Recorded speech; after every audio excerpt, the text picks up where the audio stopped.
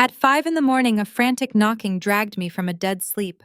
I opened my front door and found my 7-year-old niece trembling on the porch, her lips blue from the bitter 27-degree cold. My sister and her husband immediately tried to pin the whole thing on me, claiming I kidnapped her. I did not argue. I simply sent one file to the police. The next morning, the truth came out in front of everyone, but the nightmare was only just beginning. Before I continue this story, let me know where you are watching from in the comments below. Hit like and subscribe if you have ever had to stand up to toxic family members who tried to destroy your life to save their own image. The freezing wind whipped through the cracks of my windows, making the hardwood floors of my home feel like solid ice. It was an uncharacteristically brutal winter morning in Atlanta, the kind of cold that bites right through your bones and leaves you gasping for air. I had been up late cataloging inventory for an upcoming estate liquidation. As a high-end estate appraiser, I spent my days evaluating million-dollar properties and clearing out luxury assets for affluent clients. It was a highly lucrative career that I had built completely from the ground up, but my family always dismissed it as high-class garbage collecting because it did not come with a traditional prestigious corporate title. I was finally crawling into bed around 3 in the morning when the sharp, rhythmic banging started at my front door. My very first thought was that it had to be a mistake. Nobody visits at this hour, especially not in sub-zero wind chills. The knocking persisted weaker now, but increasingly desperate. I threw off my heavy comforter, wrapped my thick fleece robe tightly around my shoulders, and hurried down the hallway. The freezing temperature seeped through my thick socks as I rushed forward. I flipped on the porch light and peered through the peephole. My breath caught in my throat. I yanked the heavy wooden door open, and the winter air hit my face like a physical blow. There, standing on my welcome mat in a thin spring jacket and cotton pajama pants, was my 7-year-old niece Layla. She was clutching a small pink backpack to her chest, her tiny shoulders shaking violently. Her lips were a terrifying shade of blue and her skin looked like porcelain, completely devoid of any warmth. "Layla," I gasped, falling to my knees on the freezing concrete. "Auntie Tessa," she whispered, her voice barely a rattle in the wind. "Mommy said to wait here." Before I could process the absolute insanity of those words, Layla closed her eyes. Her knees buckled and she collapsed entirely, her small body going completely limp in my arms. The sheer terror that ripped through me is something I will never forget. I scooped her up, her skin feeling like solid ice against mine, and carried her into the living room. I laid her on the rug, frantically grabbing the heaviest winter blankets I owned to wrap around her shivering form. I pulled out my phone with trembling fingers and dialed emergency services. The dispatcher kept me calm, instructing me to keep her wrapped and closely monitor her breathing while the ambulance rushed to my address. Every single second felt like an eternity. I rubbed her hands, trying to generate any kind of friction, praying to God that she would open her eyes and look at me. The ambulance arrived with lights flashing, tearing through the quiet suburban street. The paramedics burst through my front door, taking one look at Layla before immediately loading her onto a stretcher. "Severe hypothermia," one of them shouted, as they secured an oxygen mask over her pale face. They rushed us into the back of the ambulance, and I held her tiny, freezing hand the entire terrifying ride to the emergency room, my mind racing with a million horrifying questions about how my sister could have let this happen to her own child. The emergency room at Memorial Hospital was a chaotic blur of bright fluorescent lights, shouting doctors, and the relentless beeping of heart monitors. I stood in the hallway outside Trauma Room 3, shivering in my robe, completely numb as the medical team worked frantically to stabilize Layla's core body temperature. 2 police officers approached me with notepads in hand, their expressions serious and scrutinizing. They needed to understand exactly how a 7-year-old child ended up freezing to death on a porch at 5 in the morning. I was in the middle of giving my statement, my voice still shaking from the adrenaline, when the double doors of the emergency department flew open. My sister Ebony and her husband Trent stormed into the waiting area. Ebony was wearing full designer resort wear, a massive sun hat pushed back on her head, clutching a luxury leather travel bag. She had always been the golden child of our family, the supposedly successful public relations executive who projected a flawless image of Black excellence on social media while treating me like a total embarrassment. Trent, my white brother-in-law, marched right up to the police officers, his face red with manufactured rage. "Officer, thank God you are here!" Trent yelled, his voice echoing off the sterile hospital walls. "That woman right there took our daughter." He pointed a manicured finger directly at my face. I stood there utterly bewildered. Trent did not miss a single beat, using the exact kind of calculated microaggressions he always relied on to make me look small and insignificant. He puffed out his chest, stepping closer to the officers to assert his authority as a wealthy finance manager. "My sister-in-law is an unstable junk collector," Trent declared loudly, making sure everyone in the waiting room could hear him. "She makes a living digging through dead people's trash, and she has always been violently jealous of our lifestyle. We were asleep in our home getting ready for a family vacation, and she sneaked into our house and kidnapped Layla. She is obsessed with my daughter because she is completely broke and has no life of her own." Growing up in our household meant constantly competing for affection that was exclusively reserved for Ebony. My parents worshipped her business ventures and her status, treating her like royalty while viewing my independent path as a source of deep shame. I chose a different route, building my wealth quietly and securely, which only made Trent despise me more. He absolutely hated that a Black woman he deemed beneath him owned her own successful company, so he took every opportunity to diminish my accomplishments and tear me down. Ebony immediately burst into theatrical tears, burying her face in her designer scarf. "We woke up and Layla was just gone," Ebony wailed, putting on the performance of a lifetime. I knew Tessa was jealous of my public relations firm and the beautiful life Trent provides for us, but I never thought she would go this far. She stole my baby out of spite to ruin our trip. The officers immediately tensed their hands, moving instinctively toward their utility belts. They looked at my disheveled appearance, my oversized robe, my bare legs, and then looked at the polished, wealthy couple, claiming I was a deranged kidnapper. "Ma'am, I am going to need you to step away from the trauma room and keep your hands where I can see them," the taller officer said, his tone shifting from investigative to highly authoritative. Trent smirked at me, a tiny triumphant lifting of the corner of his mouth that told me everything I needed to know. He thought he had me completely cornered. He thought his expensive suit and his confident corporate arrogance would automatically make him the credible victim, while I would be written off as the bitter, unstable woman from the wrong side of the family tracks. They were actively trying to send me to prison to cover up whatever sick, twisted mistake they had made. I did not cry. I did not scream or beg the officers to believe me. Growing up in a household that worshipped Ebony while treating me like the family scapegoat had taught me one very important lesson. Never argue with liars, just bring the receipts. I took a slow, deliberate breath, reached into the pocket of my robe, and pulled out my cell phone. I unlocked the screen, opened my messages, and calmly handed the device to the police chief, who had just walked up to assess the commotion. "I think you should read the text message my sister sent me at 4:15 this morning," I said, my voice steady and cold as ice. The chief took the phone, his eyes scanning the screen. I watched as his jaw tightened. "Trent and I are running late for our flight," he read aloud, his voice carrying clearly down the hospital corridor. "Left Layla on your porch. Open the door for her. She has a coat, she will not freeze to death." The silence that fell over the emergency room was absolute and suffocating. The chief slowly turned his head to look at Ebony and Trent. Trent's smug expression evaporated instantly, replaced by a look of sheer, unadulterated panic. Ebony took a step back, her eyes darting frantically around the room, as the officers who had just been ready to arrest me now moved strategically to block the hospital exit. "That is a fake!" Ebony gasped, her voice shrill and desperate. "My phone was hacked. Someone stole my phone and sent that message to frame us. It is a complete setup."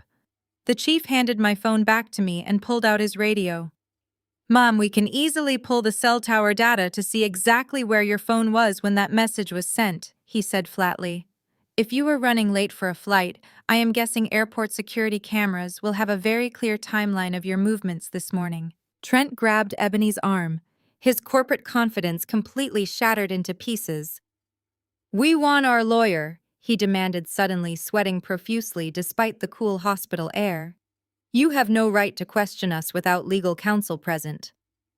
The police chief nodded slowly, signaling for the other officers to step forward. "You have the right to remain silent," the chief said, "but we are detaining you both for questioning regarding child endangerment and filing a false police report." Just as the officers pulled out their handcuffs, the heavy double doors of the emergency room swung open again. A woman in a sharp gray suit walked in, flashing a badge that made the blood freeze in my veins.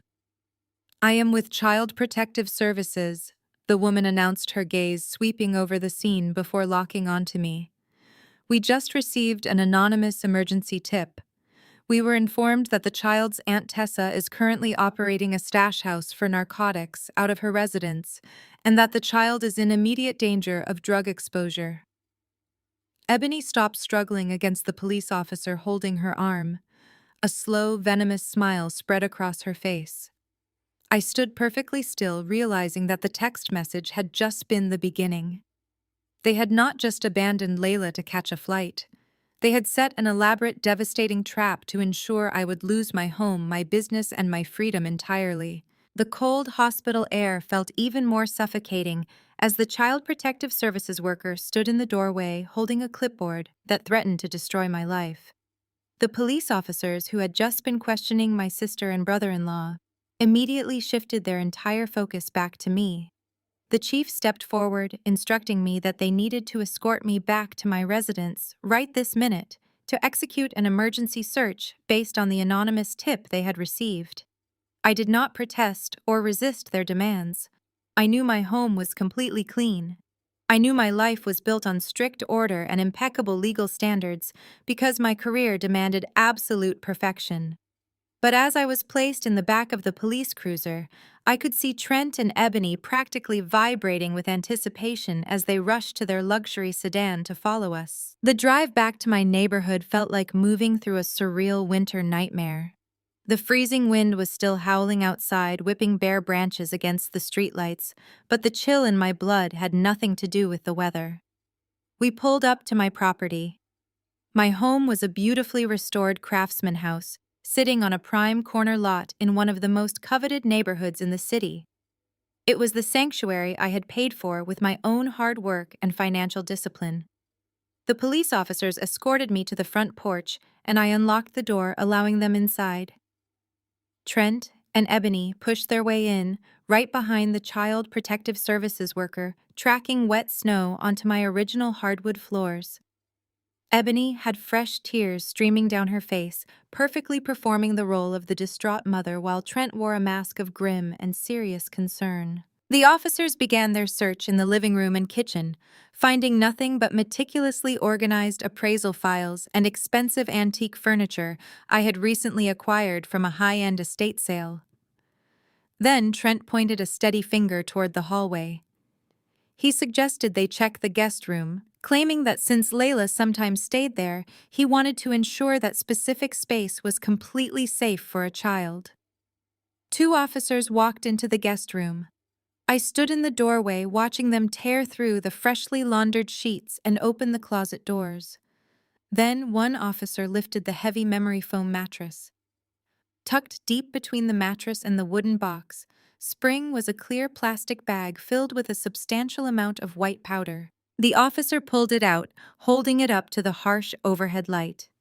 The room went completely silent for a fraction of a second before Ebony launched into a spectacular theatrical breakdown.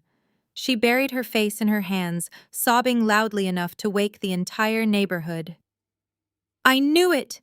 she wailed, pointing a manicured finger directly at my chest.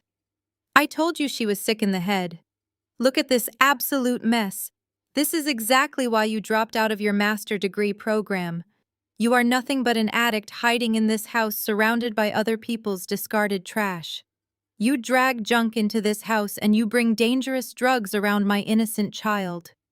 Trent wrapped a protective arm around his wife, looking at the police chief with absolute disgust. "You need to lock her up immediately," Trent demanded, his voice booming with authority. She is a degenerate, and she poses a lethal threat to our community and to our daughter. Before the police could even begin to process the evidence or read me my rights, the heavy oak front door of my house flew open with a violent crash. My parents, Brenda and DeAndre, marched into the living room. They had clearly received a frantic phone call from Ebony while we were in transit. They marched straight past the police officers, straight past the Child Protective Services worker, and completely ignored the fact that their 7-year-old granddaughter was currently fighting for her life in a hospital bed across town. Brenda stomped right up to me, her face contorted with an ugly familiar rage. Without asking a single question, without a shred of hesitation, my mother raised her hand and slapped me across the face with all the strength she possessed. The sharp crack echoed loudly through the hallway. My head snapped to the side, my cheek burning with immediate fire. "You are a miserable disgrace to this family," Brenda screamed, her voice cracking with pure fury. "You dragged our good name through the absolute mud. I told you to go to law school like a respectable black woman. I told you to get a real corporate job and build a life we could be proud to show off at church. But no, you chose to be a glorified garbage picker selling dead people's old couches. And now look at you. You are going to federal prison for dealing drugs, and you are ruining your sister's pristine public reputation." DeAndre stood right behind her, shaking his head in profound disgust. He looked at the bag of powder the officer was holding and sneered at me, as if I was a stranger off the street. "We gave you every single opportunity in the world to be someone important," he said, his voice dripping with intense condescension. "Your sister built a luxury public relations firm from the ground up. She married a brilliant wealth manager who provides for her every need. She gave us a beautiful, perfect grandchild. And you do this to repay us. You bring narcotics into your home and put that precious little girl in immense danger. You are dead to us, Tessa. You are going to rot in a cell, and we will not spend a single dime of our hard-earned money to bail you out." I slowly turned my face back to look at my parents. My cheek throbbed painfully, and my heart pounded heavily against my ribs, but I did not shed a single tear. I had spent my entire life being measured against Ebony's fake perfection. I had spent decades swallowing their daily insults and their overwhelming undeniable bias. But tonight was profoundly different. Tonight they had crossed a boundary that could never be uncrossed. I looked past my parents and saw Trent smirking in the shadows of the hallway. He really thought he had won the game. He thought his pristine white-collar privilege and his meticulously executed frame-up had successfully destroyed the family scapegoat once and for all. I gently touched my burning cheek and took a deliberate step toward the center of the living room. The police chief stepped forward, holding a pair of heavy metal handcuffs, telling me to place my hands behind my back and comply with his orders. I held up one single hand, asking for exactly 1 minute of their time. I walked over to the custom entertainment center against the far wall and picked up the television remote. "You all think I am just a lowly junk dealer?" I said, my voice dangerously calm and completely steady. "But I am a high-end estate liquidator. I deal with assets worth millions of dollars on a daily basis. Security is the fundamental foundation of my entire career. I have high-definition resolution nanny cameras hidden in every single room of this house to protect my inventory." I pressed a button on the remote, and the massive flat-screen television flickered to bright life. I opened the security application on my phone and mirrored it directly to the big screen. I selected the specific camera feed, labeled Guest Room Air Purifier. The video buffered for a brief second before displaying a crystal-clear night vision recording time-stamped at exactly 2 o'clock this very morning. The entire room, including the police officers and my furious parents, turned to stare blankly at the screen. The video showed the wooden door to the guest room creeping open. A figure stepped into the frame wearing a tailored, dark wool overcoat. It was unmistakably Trent. The camera captured his face perfectly as he looked nervously around the dark room, checking over his shoulder. He reached deep into the pocket of his expensive coat and pulled out the exact same plastic bag of white powder the police had just discovered minutes ago. We all watched in dead, absolute silence as Trent lifted the heavy memory foam mattress with one arm and shoved the bag deep into the center of the bed frame. I turned to look at my mother, who was staring at the screen with her mouth hanging wide open in horror. "You gave Trent the spare key to my house for emergencies last year," I said, staring directly into Brenda's terrified eyes. "I guess framing your own daughter to go to federal prison counts as a valid emergency for this loving family." The tense atmosphere in the living room shattered instantly. The police chief dropped the handcuffs he had been holding for me and spun around on his heels. Two large officers lunged forward and tackled Trent incredibly hard against the hallway drywall. Trent's pristine corporate composure evaporated in a fraction of a second. His expensive tailored suit crumpled as the officers violently pinned his arms behind his back and kicked his legs apart to thoroughly search him. Ebony screamed in genuine terror, backing away into the wall as her husband was violently subdued by the police. "Get off me!" Trent roared, his face smashing painfully against the painted wall. His absolute panic broke entirely through his arrogant facade, exposing the raw, desperate greed underneath the surface. "You do not understand," he yelled, thrashing helplessly against the officer's iron grip. "She forced me to do this. I had absolutely no choice in the matter. She has to sign the deed to this house over to us right now." Trent twisted his neck to look at me, his eyes wild and completely unhinged with desperation. "You have to give us the house, Tessa," he screamed, his voice cracking with pure hysteria. "Unless you sign this property over to us today, Ebony is going to sue you into oblivion and take everything you own. We need this house right now, or we are going to lose everything we have." Trent did not stay in police custody for long. Within hours, his high-priced lawyers had him out on bail. He was pacing his condo, plotting his next move to destroy me. The next day, my mother Brenda initiated her favorite form of damage control: the Sunday dinner. This was never just a simple meal in our family. It was a formal courtroom where my parents served as the ultimate judges, and Ebony was always presented as the innocent victim. My mother summoned the entire extended family. Aunts, uncles, and cousins who nodded along to whatever narrative my parents spun gathered at the sprawling estate. The air inside the house was thick with whispered gossip and heavy judgment as I walked through the front door. I knew exactly what I was walking into. I knew the exact trap they had set. I walked into the massive dining room and every eye turned to look at me with absolute disdain.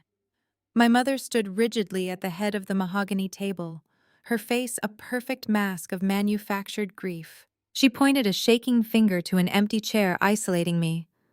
"Sit down, Tessa," she ordered, her voice trembling with that fake sorrow she perfected over the years. "You have caused enough destruction for one weekend." Trent sat directly beside Ebony, his bruised ego evident in the tight clench of his jaw. His corporate arrogance was already creeping back into his posture. Ebony dabbed her dry eyes with a linen napkin, playing the traumatized mother to absolute perfection. My mother did not waste time serving food. The lavish spread sat untouched. She reached deep into her designer handbag and pulled out a thick stack of legal documents. She slid them forcefully down the long, polished table until they stopped right in front of me. "We are handling this internal family tragedy privately," my mother announced, looking around at the relatives to secure their validation. "What you did to your sister by sending those police officers to arrest her husband was a vile act of bitter jealousy. You traumatized Layla, and you traumatized this family." I looked down at the heavy stack of papers. It was a quitclaim deed, a binding legal document transferring the ownership of my home directly to them. "Sign it," my mother demanded, her voice turning cold and sharp. "You will sign your house over to Ebony today to compensate her for the severe emotional distress you caused. If you refuse to sign that deed right now, you will be completely disowned. You will be dead to this family, Tessa. Sign the paper, or you are no longer my daughter." The heavy, suffocating silence in the dining room pressed down on my shoulders. My aunts and uncles stared at me, fully expecting me to crumble under the crushing weight of my mother's ultimate threat. They expected me to beg for her love just like I did when I was a scared little girl.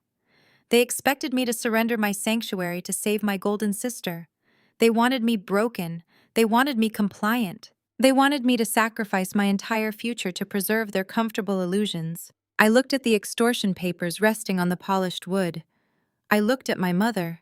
And then I looked directly at Ebony, whose eyes were suddenly gleaming with pure, unchecked greed. I did not reach for a pen. I did not shed a tear. I reached into my heavy leather tote bag. I pulled out a thick bound dossier and tossed it right on top of their ridiculous legal documents. The heavy thud echoed loudly through the silent dining room. "I do not think you understand what you are asking for," I said, keeping my voice low and steady. "You keep calling my property a run-down shack. You tell everyone in this room that I live in the slums because I am a glorified garbage picker." I tapped the heavy cover of the dossier with my index finger. "That is an official federal appraisal of my property. My rundown shack sits right in the exact center of the newly approved Metropolitan Tech Hub District. The city just rezoned the entire block last month. That property is not a shack. It is prime commercial real estate, currently valued at exactly $2.5 million. A collective gasp rippled through the extended family. My mother stared at me, her eyes wide with genuine shock. Trent shifted violently in his chair, his face draining of all color. "You see, I know exactly why you need my house," I continued, leaning forward and resting my hands flat on the table. "I am an expert liquidator. I know how to read absolute financial ruin from a mile away." I turned my gaze directly to my perfect, flawless sister. "Your luxury public relations firm is completely bankrupt, Ebony. You have not signed a single new client in over 14 months. You are drowning in massive debt just to keep up fake appearances for your social media followers." Ebony opened her mouth to speak, but absolutely no sound came out. "And you?" I said, turning my sharp attention to Trent, watching his arrogant posture completely collapse in on itself. "I know you are under active investigation by the Federal Securities and Exchange Commission. You have been actively defrauding your wealthy clients for years, and the major banks are finally calling in your massive loans. You planted those drugs in my house because you were incredibly desperate. You needed me locked away in federal prison so you could quickly seize my assets. You desperately needed my $2.5 million property to cover your massive financial deficit and save yourselves from total undeniable ruin." The silence in the dining room was deafening. The aunts and uncles who had just been harshly judging me were now staring at Ebony and Trent in absolute horror. The golden couple was completely exposed. Their perfect, flawless image was nothing but a hollow, fragile shell built entirely on lies and massive predatory debt. I watched them squirm in their seats, realizing they had severely underestimated the daughter they always treated like trash. I watched them realize they were the actual failures. The immense satisfaction of watching their carefully constructed world burn to ash was undeniable. The exposure of their financial ruin hung heavy in the air. Ebony buried her face deep in her hands, but this time the tears were absolutely real. The sheer humiliation of being exposed in front of the entire extended family was breaking her apart. Trent sat frozen, staring blankly at the polished mahogany table, unable to formulate a single corporate lie to save himself. I gathered my heavy leather bag, preparing to walk out of that toxic house forever. I had delivered the truth, and I was completely done playing their twisted psychological games. But my father DeAndre had been sitting quietly at the opposite end of the table, gripping his water glass so tightly his knuckles were completely white. He had idolized Ebony since the exact day she was born. He had built his entire identity around being the proud father of a prestigious, successful daughter. He could not let her fail. He would never let her fail. My father stood up, his heavy wooden chair scraping against the hardwood floor. He slammed his fist down on the dining table with such explosive, terrifying force that the crystal glasses rattled and spilled cold water across the expensive linen tablecloth. "None of that matters!" My father roared, his deep voice shaking with blind, irrational fury.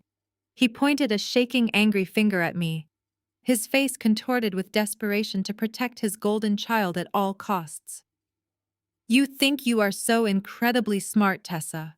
You think you can just walk in here and destroy your sister to make yourself feel superior."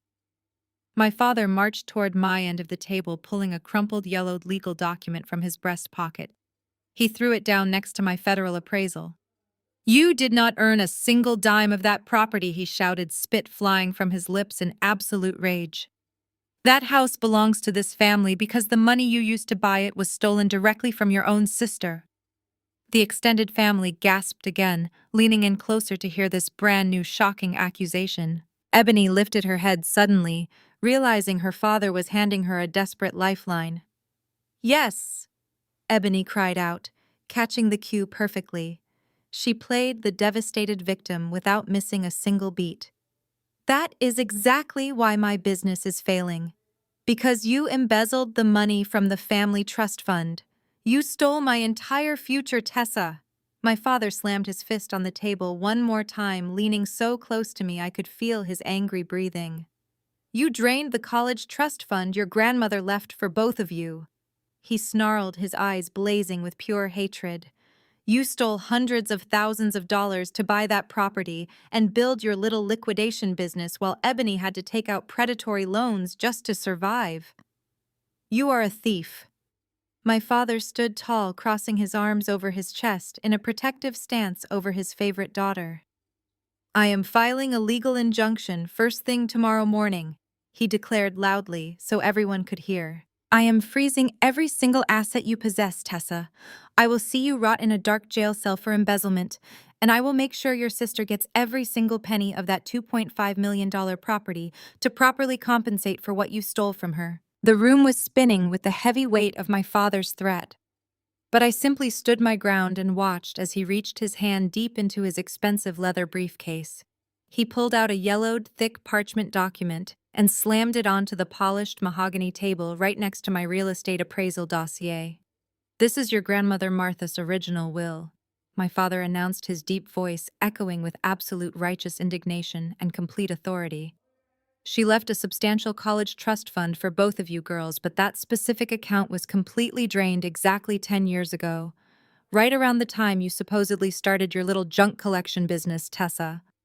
He pointed a stiff, accusing finger directly at my face. "You forged the bank withdrawal documents and you stole your own sister's future to fund your pathetic life." Ebony immediately caught the cue, her eyes widening as she launched into her signature performance. She let out a loud, dramatic sob, clutching her chest, as if she had just been physically struck by a massive blow. "So that is how you did it," Ebony cried out, her voice shaking with perfectly manufactured grief as she looked around at the extended family to gather their sympathy. "I had to take out massive predatory business loans with insane interest rates just to keep my luxury public relations firm afloat. I was drowning in crippling debt and losing sleep every single night while you were sitting on millions of dollars that rightfully belonged to me. You stole my birthright, Tessa. You stole the money that Grandma meant for me to use to build my empire, and you used it to buy this massive house while leaving me to suffer and struggle." My aunts and uncles began murmuring in the background, their earlier shock turning back into harsh judgment as they bought into Ebony's flawless victim act. They were shaking their heads, looking at me with pure disgust. My father stood tall at the end of the table, looking like a victorious general who had just won a major war. "You are nothing but a common greedy thief," he sneered, his upper lip curling with absolute contempt for his own daughter. "We gave you everything you could ever want, and you betrayed your own blood just because you were jealous of your sister. We are taking that house, Tessa. We are taking everything you built with stolen money, and we are handing it right over to the rightful owner to make this family whole again." I did not flinch or back away from the table. I did not let a single tear fall from my eyes. Instead, I let out a slow, measured breath and looked at the angry faces surrounding me. As a federally appointed estate liquidator, my entire career is built on tracking hidden assets, untangling complex financial webs, and uncovering buried money trails that corrupt people try to hide. I know exactly how to follow the money because I do it for a living every single day. I unzipped the side compartment of my heavy leather tote bag and pulled out a thick manila envelope sealed with red tape. I dropped it right on top of his fake, outdated will. The heavy thud silenced the murmuring relatives instantly. "Those are certified bank records," I said, keeping my tone completely flat and devoid of any emotion. Not just any random bank records, but official statements stamped, signed, and fully verified by federal auditors. I suggest you open that envelope before you threaten to call the police and accuse me of embezzlement, Dad. My father hesitated for a fraction of a second, his arrogant posture wavering as a brief flash of uncertainty crossed his eyes. Trent aggressively snatched the envelope from the table and ripped it open, pulling out the thick stack of highlighted financial statements. I watched his cold blue eyes scan the highlighted lines as he read the undeniable truth. "You see," I explained, my voice cutting through the silent room like a surgical blade. "The trust fund grandmother Martha left us was indeed drained exactly 10 years ago, just like you said. But I was not the one who authorized those massive transfers. The signatures on every single one of those withdrawal slips belonged to DeAndre and Brenda." My parents' faces drained of all color, turning an ashen shade of gray. My mother gripped the edge of the dining table, looking like the floor had just dropped out from beneath her feet. "You drained the entire account," I continued, stepping closer to the table and making sure every relative in the room heard me clearly. "You took out every single penny of that trust fund to pay for Ebony's elite private university tuition, her luxury downtown apartment, and that brand new Mercedes-Benz you bought her for graduation, just so you could maintain your fake image of black excellence at your precious country club. You stole my half of the inheritance to blindly fund her lavish lifestyle because she was the golden child, and I was the embarrassment. I had to take out $80,000 in crippling student loans and work 3 grueling jobs just to get my business off the ground. I built my entire company from absolute scratch while you two bankrupted yourselves and robbed your youngest daughter just to keep spoiling a woman who cannot even run a basic public relations firm without running it right into the ground." The collective gasp from the extended family was deafening this time. My aunts and uncles were staring at my parents with absolute, unadulterated disgust, realizing the massive depth of their deception. Ebony sat completely frozen in her expensive chair, her victim act completely shattered, as the ugly truth of her spoiled, privileged existence was laid bare on the dining room table for everyone to see. My father opened his mouth to formulate another lie to try and spin the narrative back in his favor, but he was completely speechless, his lies finally catching up to him. That was when Trent decided to step in. He dropped the federal bank statements back onto the table and let out a cold, dark chuckle that sent a shiver down my spine.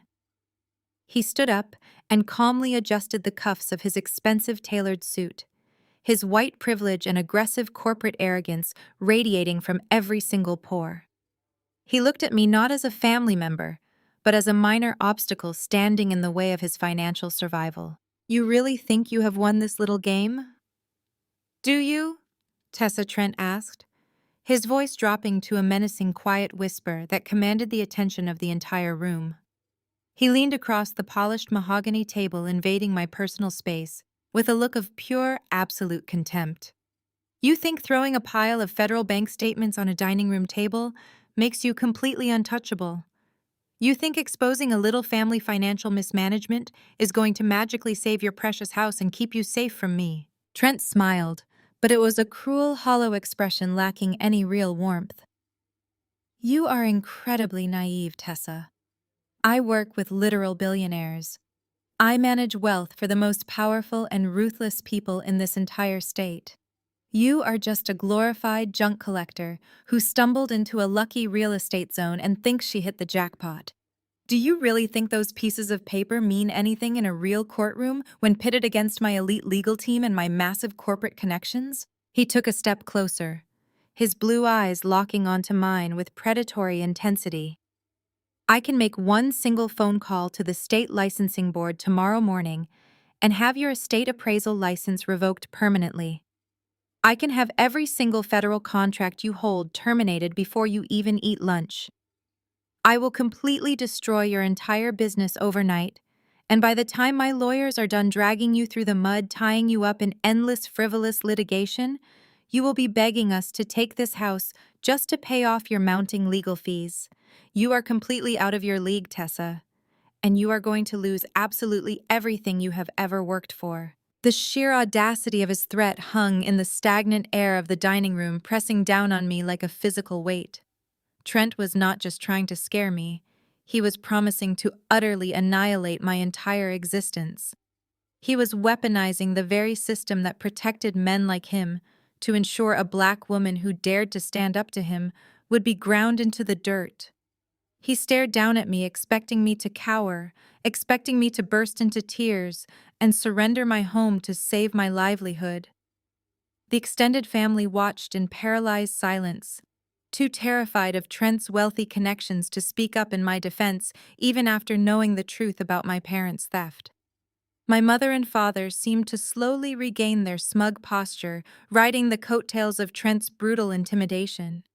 They genuinely believed that his white corporate power would be the ultimate shield to protect their fragile status and force me into submission. Trent paced the end of the long mahogany dining table, pulling out his sleek smartphone as if it were a lethal weapon ready to strike me down where I stood.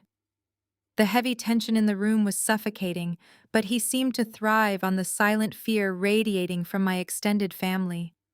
He began to parade his absolute arrogance, loudly dropping the names of state senators, powerful corporate executives, and billionaire venture capitalists that he played golf with every single weekend at his exclusive private club.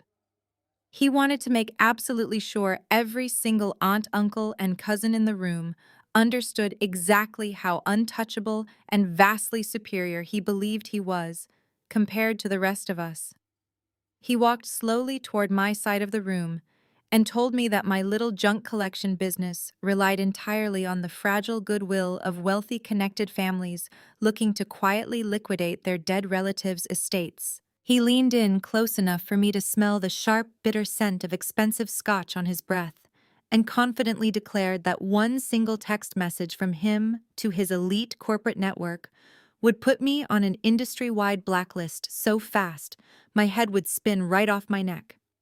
No one in this state or any other state across the entire country would ever hire my firm again, he promised, ensuring I would be completely destitute and begging for scraps by the end of the month. My parents nodded enthusiastically behind him, completely brainwashed by his theatrical display of white-collar power and entirely eager to watch their youngest daughter fall from grace just to protect their precious reputation. My mother stepped forward and pointed a trembling, perfectly manicured finger directly at my face. She demanded that I immediately call the police chief right there in front of everyone and retract my official statement regarding the illegal narcotics found hidden in my guest room mattress. She told me I had exactly 5 minutes to dial the number and confess that I had suffered a severe mental breakdown and planted the drugs myself to maliciously frame her perfect, brilliant son-in-law. Trent smirked at her blind, pathetic loyalty and pulled a heavy gold pen from his tailored breast pocket, tapping it aggressively against the thick quitclaim deed lying on the table between us. He gave me a final brutal ultimatum right there in front of the entire audience. Sign the property over. Right this second, drop the criminal charges and publicly apologize to Ebony on my knees or face complete financial and professional annihilation. He promised to make my life a waking, endless nightmare, dragging me through the civil courts with countless frivolous lawsuits until I was sleeping on the streets and drowning in legal fees I could never, ever hope to pay off. He swore he would weaponize every single billionaire contact he possessed to make sure the licensing board completely revoked my credentials so I could never work in the estate liquidation industry ever again. The massive threat hung heavy and dark in the room as my aunts and uncles held their collective breath, fully waiting to see if the family scapegoat would finally break under the massive, crushing weight of his corporate intimidation and hand over my $2.5 million home to save my career. I did not tremble under his intense, predatory gaze, and I certainly did not reach for his heavy gold pen to sign my hard-earned life away to a pair of manipulative frauds. Instead, a slow and totally genuine smile spread across my face, completely unnerving him and breaking his arrogant corporate stride in an instant. I reached back into the deep, dark depths of my heavy leather tote bag and pulled out my slim silver laptop, setting it gently on the polished wood table right next to his absurd extortion papers and fake legal threats. I opened the bright screen and carefully typed in my highly secure federal credentials as Trent watched closely, with a sudden sharp flicker of doubt entering his cold, calculating blue eyes. "You really think I just clear out old dusty furniture and sell vintage teacups to wealthy antique collectors?" "Trent?" I asked, my voice perfectly calm and laced with lethal, unyielding precision. "I am not just some basic private appraiser working for rich families who want to clean out their grandparents' attics on the weekends. I am a court-appointed federal liquidator, contracted directly by the United States Bankruptcy Court to handle massive corporate asset seizures and federal financial investigations. And it just so happens that yesterday afternoon my specific federal division was officially assigned to formally appraise the catastrophic and highly confidential bankruptcy filings of your supposedly elite, impenetrable investment firm." Trent's smug, confident expression violently shattered in a fraction of a second, replaced by a look of sheer, unadulterated terror as all the color rapidly drained from his face, leaving him looking like a ghost in a tailored suit. I slowly turned the laptop screen around so the entire family, including my completely stunned and silent parents, could clearly see the brightly lit display illuminating the dark dining room. Right there on the screen for everyone to witness were dozens of highly classified internal corporate emails and heavily redacted offshore bank transfers that I had been legally authorized by a federal judge to review and appraise for the government. I slowly scrolled through the undeniable concrete proof showing exactly how Trent had been illegally siphoning millions of dollars from his most vulnerable elderly clients' offshore accounts for the past 3.5 years. He was deliberately funneling all that stolen dirty money through dozens of untraceable overseas shell companies just to cover the massive bleeding financial deficits of Ebony's extravagant resort vacations, her endless designer wardrobes, and to falsely inflate the success of her utterly failed bankrupt public relations firm. The vast dining room suffocated in absolute stunned silence as I explained step by step how the federal auditors had already tracked every single stolen dime and completely frozen all of his domestic and international accounts this very morning before he even woke up. I looked right into his terrified, panicked eyes and told him that his billionaire friends were certainly not going to step in to save him because they were the exact same powerful people he had been actively defrauding behind their backs for years. His corporate power was entirely gone, his firm was completely insolvent, and the federal indictments for massive securities fraud and grand larceny were already being drafted by the Justice Department.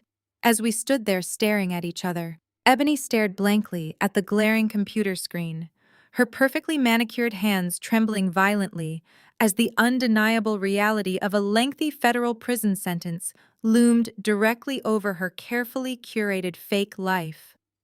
She looked over at Trent, who was now physically shaking from head to toe and slowly backing away from the dining table like a trapped and cornered rat, utterly unable to formulate a single slick corporate lie to save himself from the absolute ruin staring him right in the face. My parents were completely frozen in place, their mouths hanging wide open as their entire lifelong fantasy world of black excellence and corporate prestige burned to the ground right in front of their eyes, leaving nothing but the bitter, toxic ashes of massive debt and unforgivable fraud. Ebony slowly realized her lifelong golden child status could not possibly save her from a severe federal grand jury indictment that would lock her away for decades. She realized her wealthy, untouchable husband was going away to a maximum security facility for a very long time, and all the stolen money she used to build her fake empire was completely gone forever, never to return. So she did the only thing she truly knew how to do when she was completely out of viable options, and her back was firmly pressed against the wall, with nowhere left to run or hide. She escalated the drama to an absolutely psychotic new level to distract the entire room from the devastating truth of her horrific financial crimes.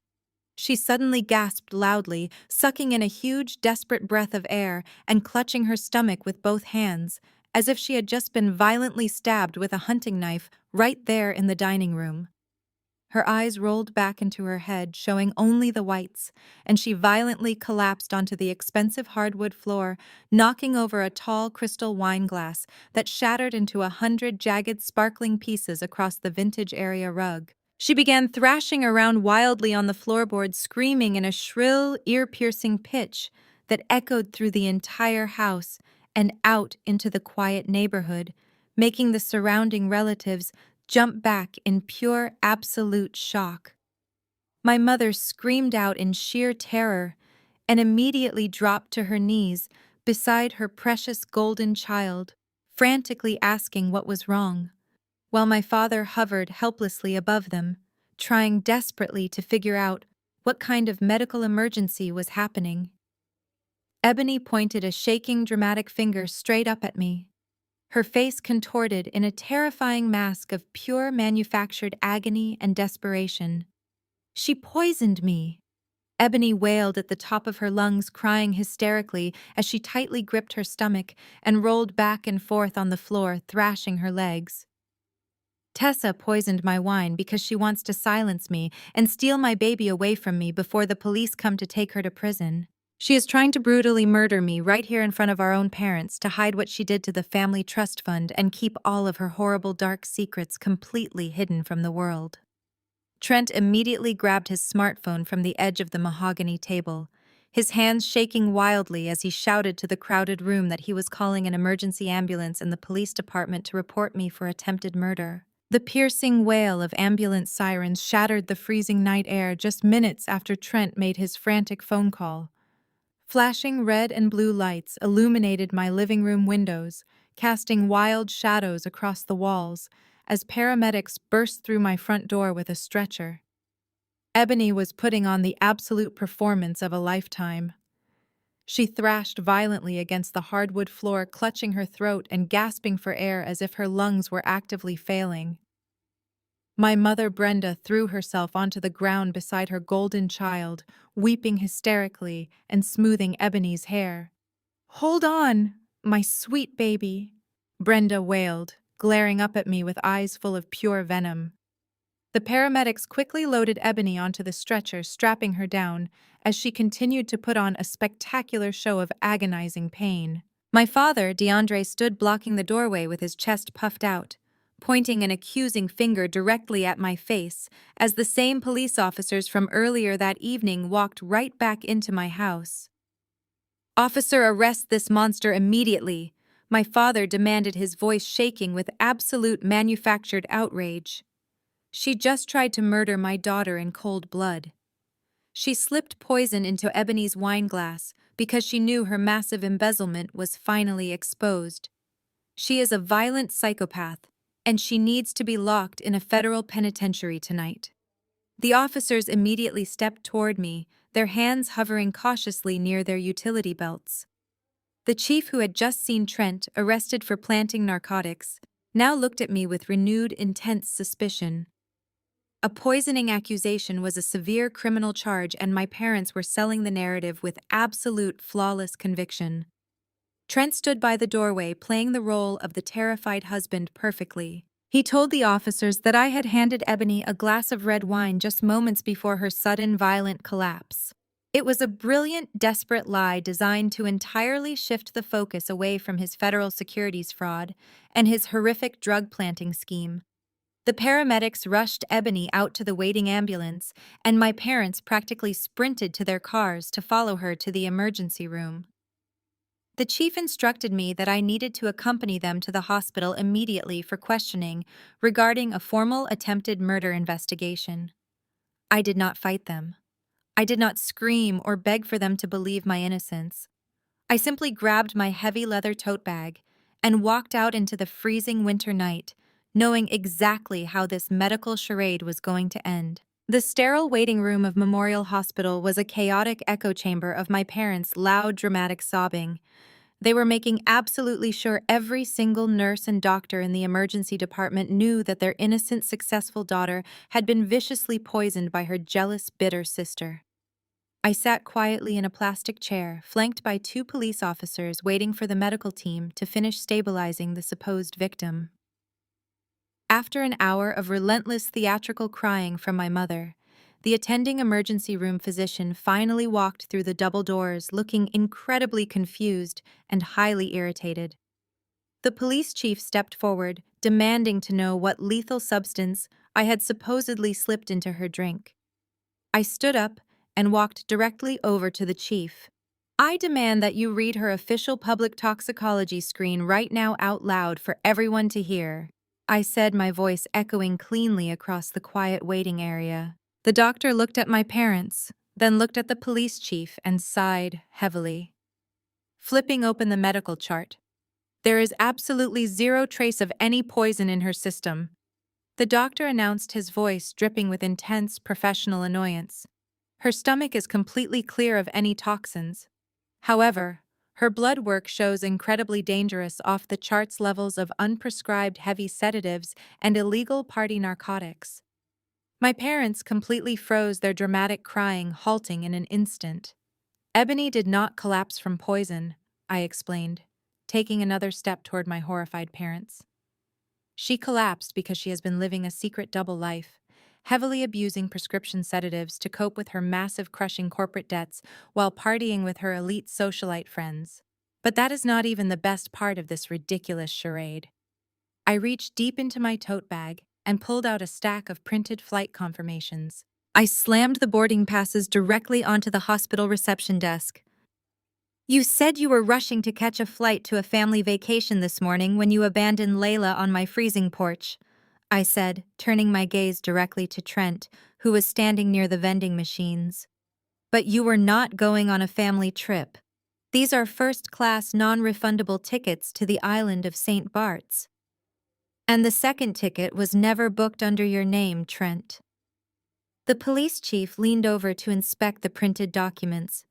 The second ticket was booked under the name of Marcus Sterling, a notoriously wealthy billionaire real estate mogul. Ebony has been having an aggressive secret affair with him for the past 6 months, desperately trying to secure a massive financial bailout for her completely bankrupt public relations firm. She abandoned her sick, freezing child on my doorstep so she could run off to a tropical island with her billionaire lover and escape the crushing reality of her massive financial ruin. Trent stood completely paralyzed by the vending machines as the absolute humiliating reality of his fake pristine marriage came crashing down around him in the middle of the brightly lit emergency room. His jaw practically hit the linoleum floor. All of his immense white-collar corporate arrogance, all of his vicious, terrifying threats to destroy my estate liquidation business, instantly evaporated into thin air. He realized in that exact horrifying moment that he had risked decades in federal prison planting narcotics in my house solely to protect a wife who was actively planning to abandon him and their child for a billionaire real estate tycoon. The absolute betrayal fractured whatever tiny amount of sanity Trent still possessed. But instead of storming into the emergency room to violently confront his cheating wife, his dark, sociopathic survival instinct instantly kicked into overdrive. He realized he was about to lose his freedom, his massive wealth, and his entire corporate identity, and he knew there was only one piece of leverage left in his possession. Before anyone could even process the gravity of the flight tickets, Trent spun around and sprinted down the long, sterile hospital corridor, heading directly toward the pediatric intensive care wing, where little Layla was still recovering from severe hypothermia. The police officers yelled for him to stop, but he shoved a heavy medical cart into their path, sending trays of equipment crashing to the floor and buying himself enough time to disappear through the secure double doors. My heart completely stopped in my chest as I realized exactly what he was doing. I ran after the officers, my breath burning in my lungs as we tore through the pediatric ward. We arrived at Layla's room just in time to hear the heavy solid core door slam shut and the deadbolt lock click loudly into place. Trent had violently shoved a heavy hospital bed and several monitoring machines directly against the door, successfully barricading himself inside the room with the terrified recovering 7-year-old. The police chief pounded his heavy fists against the door, demanding Trent open it immediately. But Trent just laughed, a cold, unhinged, manic sound that vibrated through the thick wood. "You listen to me right now, Tessa," Trent screamed through the locked door, his voice vibrating with absolute pure desperation and sheer madness. "You are going to call your federal auditing division right this second and permanently delete every single piece of evidence you found against my investment firm. You are going to drop the police charges and sign that property deed over to me right now. If you do not destroy that entire bankruptcy dossier in the next 5 minutes, I am breaking this window, taking my daughter and fleeing the country, and you will never, ever see this little girl alive again." The heavy wooden door of the pediatric intensive care room splintered violently as the police chief kicked it with all of his substantial weight, but Trent had already smashed the bottom latch of the emergency exit window. The frigid winter night air blasted into the sterile hospital corridor, carrying the terrifying sound of shattering glass and wailing wind. Trent did not care about the safety of his own flesh and blood. He was a cornered animal operating purely on the narcissistic instinct to save his own skin at any cost. He scooped up little Layla, tearing the essential intravenous fluid lines directly from her fragile, bruised arm. She screamed in sheer, absolute terror, her tiny, weak voice echoing off the cold linoleum walls, as Trent practically threw her over his shoulder and bolted down the back emergency stairwell, heading straight for the subterranean hospital loading dock. The police officers drew their tactical weapons and surged forward to pursue the fleeing suspect. But my parents did the absolutely unthinkable. My father DeAndre and my mother Brenda physically threw their bodies right into the middle of the narrow hospital hallway, intentionally blocking the police chief's path. "Wait. You cannot chase him out there into the public parking lot," my mother screamed, flailing her arms wildly and shoving her expensive designer handbag directly into the chest of a uniformed officer. "If the local news media sees him dragging a child through the loading dock in handcuffs, our family name will be permanently destroyed. We will be ruined in this city."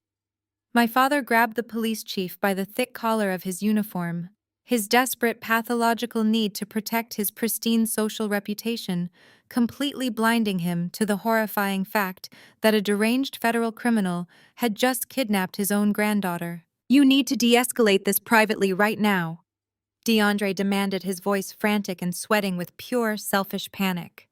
"We are upstanding, wealthy members of this community, and we cannot have a SWAT team causing a massive public spectacle on television.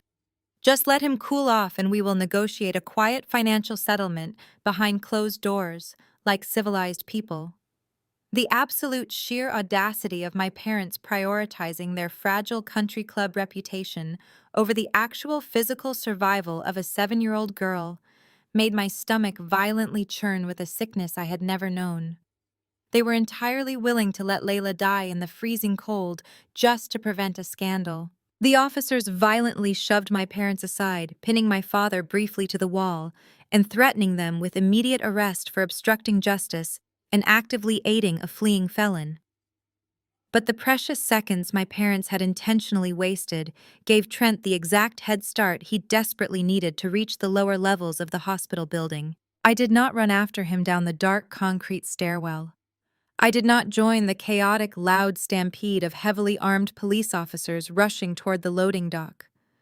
I stopped completely still, right in the middle of the pediatric ward, surrounded by the shattered glass and the detached, screaming medical monitors. Growing up as the discarded family scapegoat had taught me one extremely valuable lesson. Chasing a raging narcissist only gives them the power to dictate the terms of the narrative. You have to completely sever their lifelines before they can even reach the exit doors. I pulled my cell phone from my coat pocket, my fingers perfectly steady despite the massive adrenaline surging through my veins. I opened the highly secure encrypted cloud drive linked directly to my high-definition porch security system at home. When Trent and Ebony had dumped Layla on my freezing concrete porch earlier that morning, they thought they were being incredibly clever, but their corporate arrogance made them sloppy. They had completely forgotten that my high-end security cameras record crystal-clear high-fidelity audio as well as video. I selected the raw, unedited audio file, time-stamped exactly at 4:15 in the morning, and hit the mass forward button.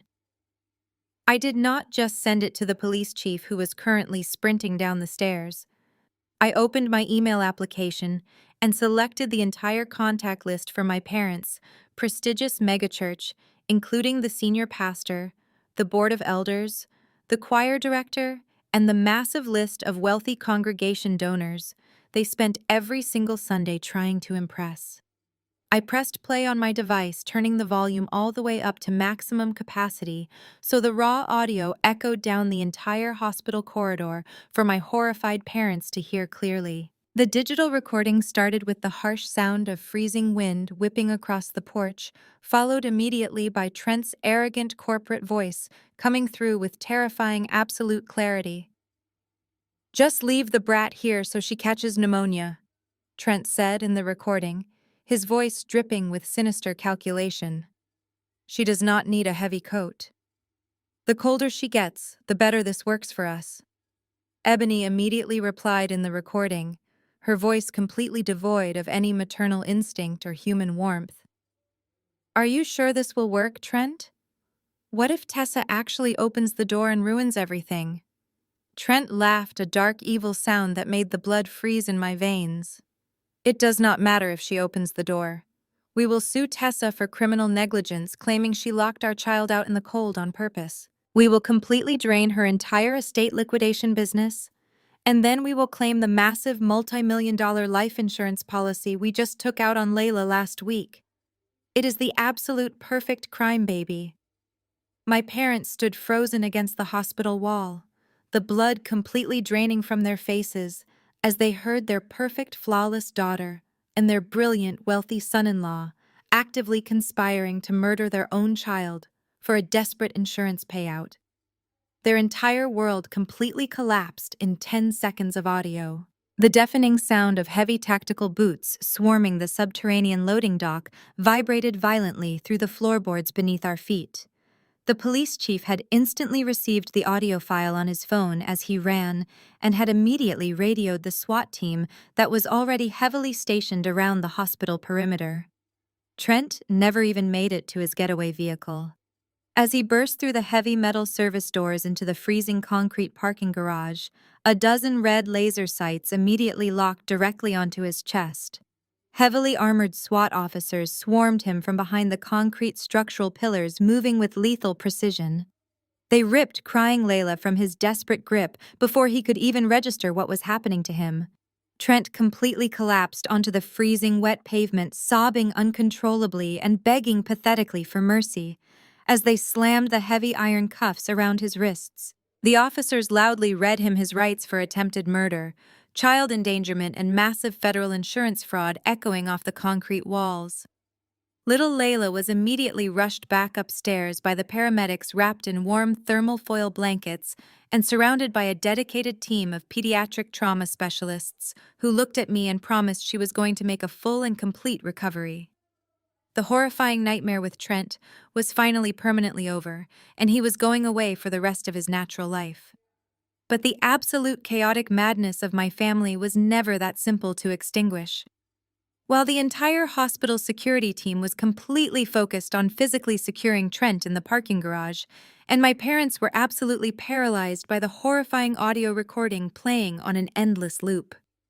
Upstairs, Ebony had made her final, incredibly desperate move. She had realized perfectly well that her dramatic medical charade in the emergency room was no longer going to save her from a federal prison sentence now that the raw audio was out. The exact moment she heard the police radios crackle with the loud order to arrest Trent for attempted murder, she quietly slipped out of her hospital bed, completely abandoning her fake poisoning performance. She crept down the secondary emergency hallway, moving like a ghost, and saw my heavy leather tote bag sitting unattended on the reception counter where I had dropped it during the initial panicked chase. Ebony reached her greedy fingers into my bag, closing around my personal car keys. By the time I walked back down to the main lobby to gather my things, the automatic glass doors were sliding shut, and the bright red taillights of my personal vehicle were speeding recklessly out of the hospital parking lot. Ebony was gone, tearing off into the freezing, pitch-black winter night, absolutely determined to orchestrate one final, massive, desperate spin to control the narrative before the authorities could lock her away forever. The stolen tires of my personal vehicle screeched violently against the icy winter pavement as Ebony tore through the freezing night, driving recklessly toward the one single place she believed could still save her completely shattered reputation. Tonight was the highly anticipated annual anniversary gala at our family's massive megachurch. It was the absolute pinnacle event for the Black elite society in our entire city, bringing together powerful politicians, wealthy surgeons, corporate executives, and influential community leaders who were all gathered in their absolute finest evening wear to network and celebrate their shared status. The grand sanctuary was a marvel of modern architecture, brightly illuminated with towering crystal chandeliers and filled with the soft, elegant sound of a live string quartet playing in the background, while waiters passed around expensive appetizers. Ebony abandoned my car haphazardly on the manicured front lawn, tearing through the freshly laid landscaping, and burst through the heavy grand oak doors, just as the senior pastor was delivering his keynote address to the wealthy, attentive congregation. She was putting on the most desperate and spectacular performance of her entire manipulative life, knowing that this was her absolute last chance to survive the nightmare she had created. She literally shoved her way down the long carpeted center aisle, pushing past bewildered ushers and stunned deacons who tried to intercept her. Her clothes were deliberately torn at the seams, and her hair was perfectly disheveled to maximize the dramatic visual effect of a vulnerable, terrified woman on the run from a monster. The entire congregation gasped in pure collective shock as she scrambled up the polished marble steps to the pulpit and aggressively snatched the microphone right out of the senior pastor's hands. Tears streamed heavily down her face as she launched into a hysterical sobbing monologue that echoed powerfully through the state-of-the-art sound system, filling every corner of the massive building. She wailed to the captive audience that she was a terrified domestic abuse survivor frantically fleeing for her life after escaping a living nightmare. She painted a horrifying fake picture claiming that her deeply disturbed and violently jealous sister Tessa had just tried to fatally poison her wine and then attempted to brutally kidnap her innocent sick child from the hospital ward. She begged the church elders for immediate physical sanctuary and massive prayers, portraying herself as the ultimate tragic victim of my supposed mental breakdown. She knew exactly how to play the religious crowd, manipulating their deep faith and their long-standing admiration for her fake perfect life. Ebony knew that if she could just convince the senior pastor and the church elders that she was a victim, they would mobilize their massive legal defense fund to protect her from the authorities. She clutched the wooden podium with trembling hands, pouring every single ounce of her narcissistic energy into the weeping performance, ensuring that her tears looked entirely authentic to the wealthy doctors and politicians sitting in the front rows. My parents, who had just arrived through a side entrance, rushed toward the front of the sanctuary, nodding along with her insane story and trying to gather sympathy from the wealthy donors sitting in the front pews. Ebony looked out over the sea of horrified faces, genuinely believing she had successfully spun the narrative and secured an impenetrable wall of public support against the terrifying legal reality chasing her down. But before the shocked murmurs of the elite congregation could even begin to settle into righteous outrage, the heavy grand oak doors at the back of the sanctuary swung open again with a loud, deafening thud that silenced the entire room. I walked slowly and deliberately down the center aisle, looking completely calm and entirely devoid of any fear or hesitation. I was heavily flanked by the police chief and a dozen uniformed detectives marching in perfect synchronized formation right down the middle of the church. And right beside them, looking utterly pathetic and completely broken, was Trent. He was already wearing heavy iron shackles around his wrists and ankles, his expensive tailored suit replaced by the stark, undeniable reality of his federal custody. His head was hanging low in absolute shame, unable to make eye contact with the wealthy investors he had defrauded, who were currently sitting in the pews staring at him. The collective gasp from the hundreds of elite community members literally sucked all the oxygen out of the massive room. The people who had spent years idolizing Trent and Ebony's fake, flawless perfection were now staring in absolute stunned silence at the undeniable truth marching right toward the holy altar. The head detective did not hesitate or slow his confident pace for a single second. He walked straight up the marble steps, holding a thick, heavy stack of federal warrants, and forcefully commandeered the secondary microphone from the podium right next to where Ebony was standing. His deep, authoritative voice boomed across the silent sanctuary, completely drowning out Ebony's pathetic fake sobbing and cutting through her web of lies like a sharp blade. He read the official list of criminal charges directly into the sound system, ensuring every single prominent member of the community heard every single word of her actual crimes. He announced the federal indictments for massive corporate wire fraud, grand larceny, the severe reckless endangerment of a minor, and the intentional falsification of police evidence to frame an innocent woman. The officers moved swiftly surrounding Ebony, where she stood entirely frozen at the pulpit, unable to comprehend that her final desperate plan had completely failed. They forcefully grabbed her arms, spinning her around with absolute professional precision and completely ignoring her frantic protests. The cold, heavy metal handcuffs clicked loudly and definitively onto her wrists, the sharp, metallic sound echoing sharply through the quiet church for everyone to hear. The grand illusion of her untouchable, wealthy existence shattered into a million irreparable pieces right there on the sacred altar in front of God and everyone she wanted to impress. The absolute scale of her deception was finally laid bare under the bright lights of the holy sanctuary, stripping away every single lie she had ever told.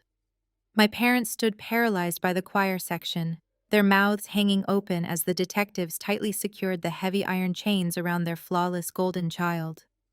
They could not even bring themselves to step forward and intervene because the overwhelming evidence being read aloud over the speakers was absolutely undeniable.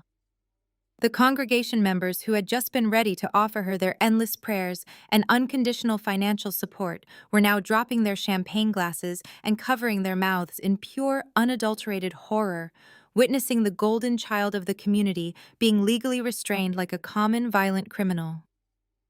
The pastor stepped back in complete disbelief as the detectives read Ebony her Miranda rights right in front of the massive gold cross illuminating the sanctuary. The cold, harsh bite of the steel tight around her wrists finally snapped Ebony out of her delusional fantasy world and brought her crashing back to reality. She completely lost her mind, thrashing wildly against the firm, unyielding grip of the arresting officers and screaming like a cornered wild animal who realized there was no escape. Her perfectly crafted victim persona vanished instantly, replaced by sheer toxic panic and aggressive unhinged entitlement. She strained her neck, looking out into the front pews, and screamed across the massive room directly at my mother and father, who were standing frozen in shock near the choir section. "Bail me out!" Ebony shrieked, her voice cracking with absolute frantic desperation as the officers began to physically drag her down the polished marble steps of the altar. "Call our elite lawyers right this second and bail me out right now. Use your retirement accounts to get me out of these chains immediately." Drain every single penny of your life savings if you have to, but do not let them put me in the back of that dirty police cruiser." My mother Brenda instantly went into full-blown panic mode, absolutely terrified of watching her precious golden child being hauled out of the church in front of all her wealthy socialite friends and the entire church board. She frantically dug into her expensive designer purse, pulling out her smartphone with violently shaking hands, determined to fix the situation just like she always did. I watched my mother desperately open her premium banking application right there in the middle of the crowded, silent sanctuary, fully intending to wire whatever exorbitant amount of money the bail bondsman would demand for Ebony's immediate release. She needed to save her daughter and salvage their completely ruined social standing before the local news cameras arrived outside the church doors to broadcast their downfall to the entire city. A heavy, suffocating silence fell over the entire room as the congregation watched Brenda frantically tapping the glowing screen of her phone, praying for a miracle. The tense silence held for 3 agonizing seconds before my mother let out a blood-curdling, horrifying shriek that literally shook the massive stained glass windows above us. The sound was so full of raw, devastating agony and pure terror that several people in the front row physically flinched backward, knocking over a row of expensive floral arrangements. Her phone slipped from her trembling fingers and clattered loudly onto the hard marble floor, sliding right to my feet.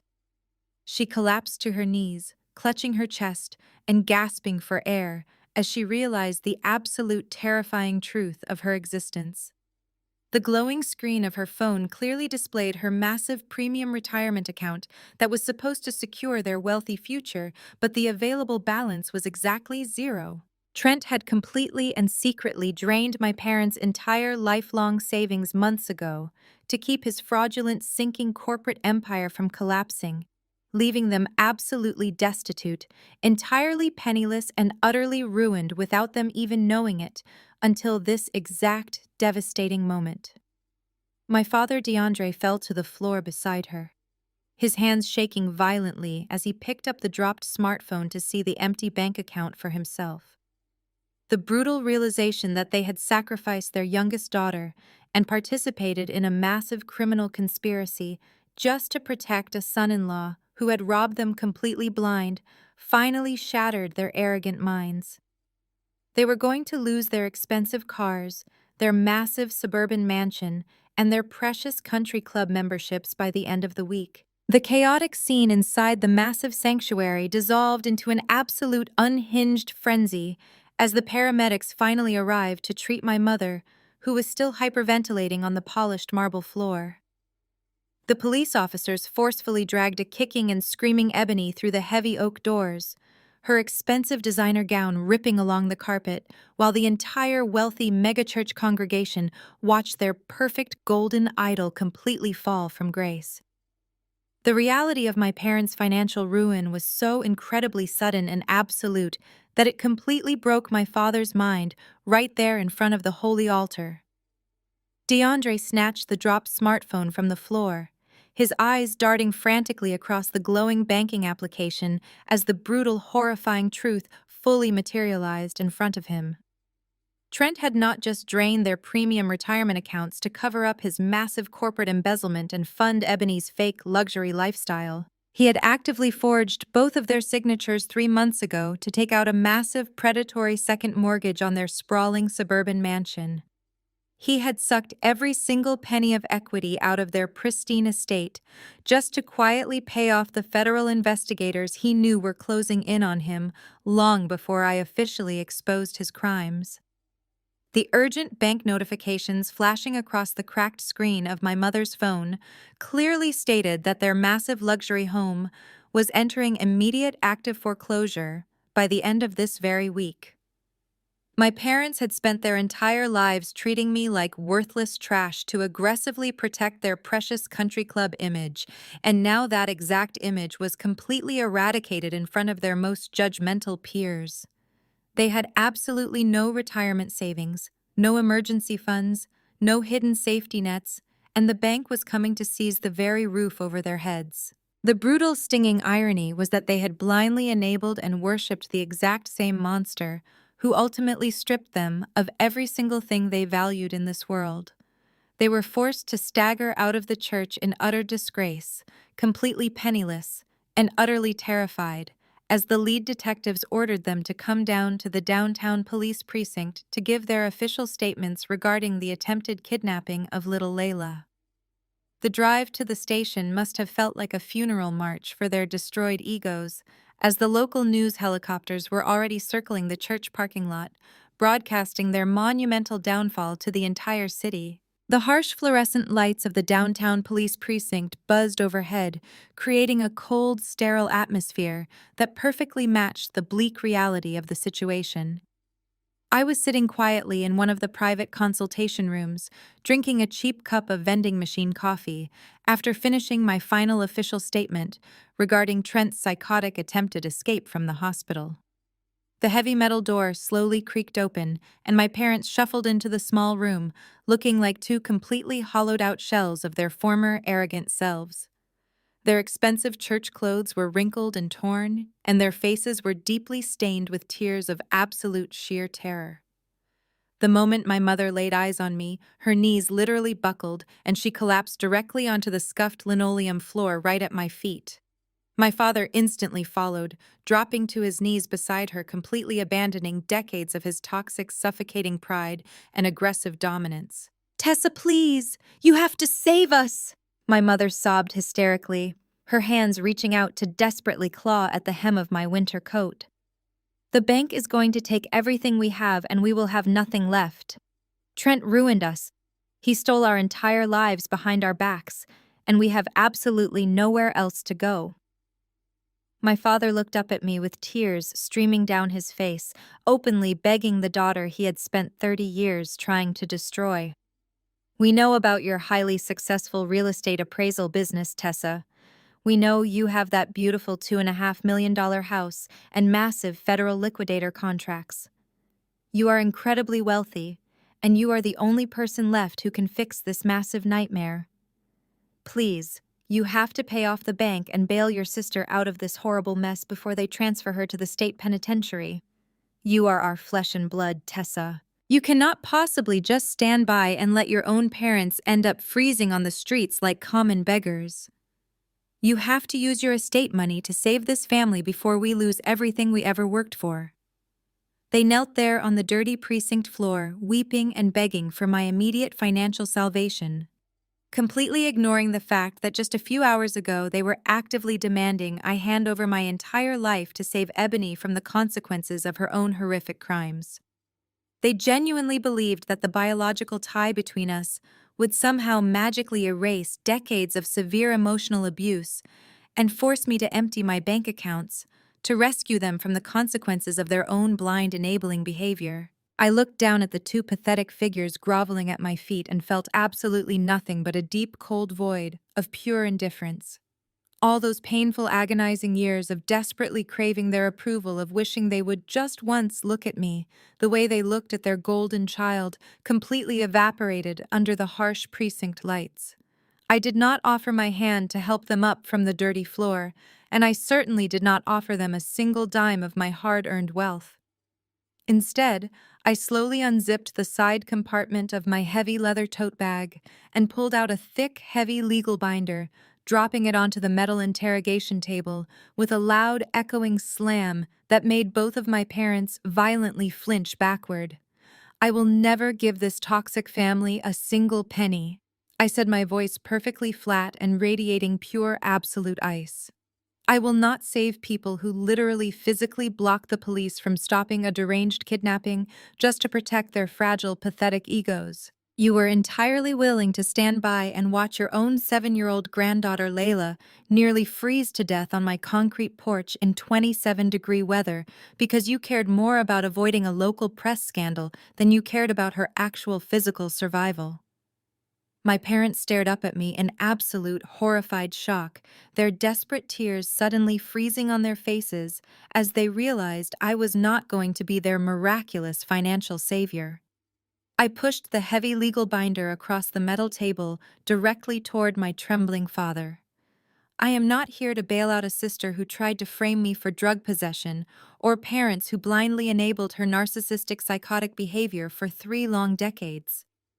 I am only sitting in this precinct for one single reason today. I tapped my finger aggressively against the top page of the thick document. I am taking permanent full legal custody of Layla to protect her from the absolute monster you raised. My lawyers have already drafted the emergency custody transfer based on the massive mountain of federal evidence the police gathered tonight, including the audio of Trent and Ebony plotting to claim her life insurance money. The only thing I want from you or your precious golden child is one single signature right on this dotted line. The permanent, unconditional termination of Ebony's parental rights. If she signs this right now, I will not release the rest of the high-definition security footage showing you two actively obstructing the SWAT team at the hospital. If she refuses, I will hand the secondary drive directly to the federal prosecutor and watch you both go to a maximum security prison as active accessories to a federal kidnapping. The choice is yours, but the money is completely off the table forever. Ebony sat across the cold metal table at the precinct, completely unhinged, but the true final battle took place a few weeks later in the grim, imposing halls of the family court. Ebony stood before the stern-faced judge, heavily shackled in thick iron chains and wearing a bright orange state-issue jail jumpsuit that completely swallowed her once glamorous frame. Despite facing a massive federal prison sentence, she stubbornly refused to let go of her final shred of manipulative control over the family dynamic. She violently shook her head and absolutely refused to sign the termination of parental rights papers, spitting pure toxic venom across the quiet courtroom. "I am her biological mother," Ebony screamed at the judge, her voice cracking with desperate, greedy entitlement as she demanded full physical and legal custody of the child she had nearly killed. She was already calculating exactly how she could manipulate the legal system to milk me for massive monthly child support payments from behind bars, genuinely believing she could use little Layla as a permanent financial hostage to drain my multi-million-dollar estate, even while she was locked away in a concrete cell. She played the pathetic victim card one last time, putting on a spectacular weeping performance and sobbing to the judge that she was just a misunderstood, struggling mother who made a terrible, desperate mistake under severe emotional duress. But I did not flinch or raise my voice to argue with her unhinged theatrical display. I simply and calmly stepped forward toward the bench and handed the grim-faced judge a sealed, heavy manila envelope containing the official emergency room medical records from the exact night my parents had dumped Layla on my freezing concrete porch. The judge adjusted his heavy reading glasses and silently read the horrific, detailed report from the pediatric trauma unit. The room held its collective breath as his eyes scanned the undeniable medical evidence, confirming that Ebony's intentional severe neglect and deliberate exposure had caused documented early-stage frostbite on Layla's fragile tiny toes and fingers. The indisputable medical evidence proved beyond any shadow of a doubt that Ebony had purposefully and sadistically tried to let her own sick daughter freeze to death in the winter night just to collect a fraudulent life insurance payout and frame me for negligence. The entire courtroom fell absolutely dead silent as the judge slowly lowered the thick stack of papers, his face flushing with pure, unrestrained judicial rage.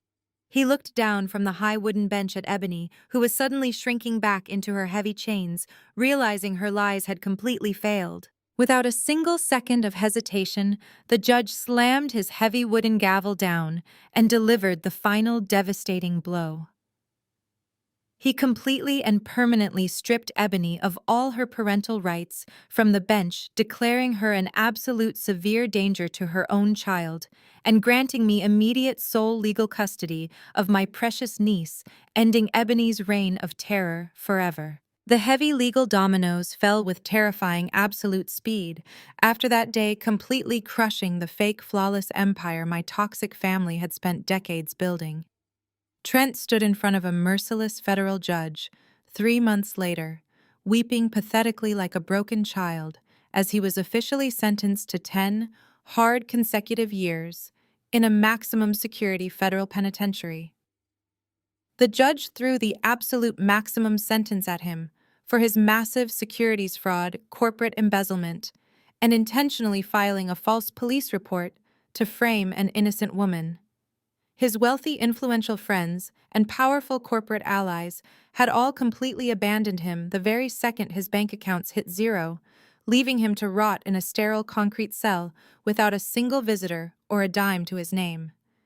Ebony received a harsh mandatory 5-year sentence in a state correctional facility for severe felony child endangerment and acting as a willing accessory to massive corporate insurance fraud. Her perfect expensive manicures and custom designer gowns were permanently replaced by cheap, scratchy prison uniforms and the cold, hard, undeniable reality of a tiny caged room where her manipulative tears no longer worked on anyone. As for my mother Brenda and my father DeAndre, their spectacular public downfall was absolute and entirely merciless. Without Trent's stolen corporate money to artificially prop up their lavish lifestyle, they could not even afford a competent bankruptcy lawyer to stall the inevitable. The bank swiftly foreclosed on their massive, sprawling suburban McMansion, sending aggressive eviction officers to physically throw their expensive antique furniture and designer clothes right onto the front lawn. The same wealthy neighbors they had spent decades trying to impress drove by slowly in their luxury cars, staring in pure disgusted judgment at the pathetic pile of belongings sitting in the dirt. My parents were aggressively shunned by the entire Black elite community, permanently exiled from their prestigious megachurch by the very elders they used to host for dinner, and permanently banned from the exclusive country club they had worshipped for 30 years. They were forced to pack whatever meager belongings they could fit into cheap plastic garbage bags and move into a cramped, neglected, low-income apartment on the extreme opposite side of the city. The paint was peeling. The pipes leaked and the walls were paper thin, a far cry from the pristine mansion they had lost. They had lost absolutely everything they valued: their money, their elite social status, their golden child, and their precious, fragile ego, all because they deliberately chose to enable a monster instead of protecting an innocent child. Exactly 1 year later, in the dead of the freezing winter, my life looked entirely different from the suffocating nightmare I had finally escaped. The harsh, biting wind whipped wildly outside the thick, insulated windows of my warm, beautifully staged $2.5 million estate. But inside, everything was perfectly peaceful and incredibly safe. A bright fire crackled softly in the grand stone fireplace, casting a warm, golden, comforting glow across the expensive antique furniture and the rich velvet rugs that decorated my massive living room. I sat comfortably in my plush leather armchair, sipping a hot cup of chamomile tea and watching the thick white snow fall gently over the pristine, manicured grounds of my private property. Sitting right across from me at the large polished mahogany dining table was little Layla, completely transformed from the terrified, sick and bruised child they had dumped on my freezing porch. She was absolutely glowing with vibrant health, her cheeks pink and her bright eyes shining with genuine innocent joy. She was carefully holding a heavy silver magnifying glass, meticulously examining the delicate brushstrokes of a rare 19th century oil painting, as I taught her the intricate, fascinating business of appraising vintage high-end art. She laughed a sweet musical sound that filled the massive, quiet house as she correctly identified the artist's hidden signature, pointing it out to me with profound, childish pride. I smiled back at her, my heart completely full and overflowing with a deep maternal love I never knew I possessed until she came into my life. I was incredibly wealthy, completely secure, and absolutely free from the toxic, suffocating grip of my former family and their endless psychological warfare. I did not have to worry about my parents' constant crushing judgment or my sister's psychotic competitive rage ever again, because they had entirely destroyed themselves. They were all completely locked away in their own respective miserable prisons, whether literal concrete cells or the prison of absolute poverty and public disgrace, while I was sitting here raising a brilliant, beautiful daughter in pure, absolute luxury. Looking at Layla happily engaged with the beautiful artwork, while the winter storm raged harmlessly outside our thick walls, I finally understood the ultimate truth about survival. The absolute sweetest revenge was not the criminal convictions or the massive public humiliation they had suffered. It was simply sitting here living my absolute best life, completely untouchable and entirely unbreakable forever. The greatest lesson from this story is that blood does not automatically make someone family. True family is built on genuine love, respect, and the willingness to protect each other. When people show you their toxic colors by choosing their fragile egos over your safety, you must have the courage to walk away. You owe nothing to those who constantly tear you down. Your peace and your success will always be your ultimate revenge. If you have ever had to cut off toxic relatives to protect your own peace, please hit the like button and share your story in the comments below.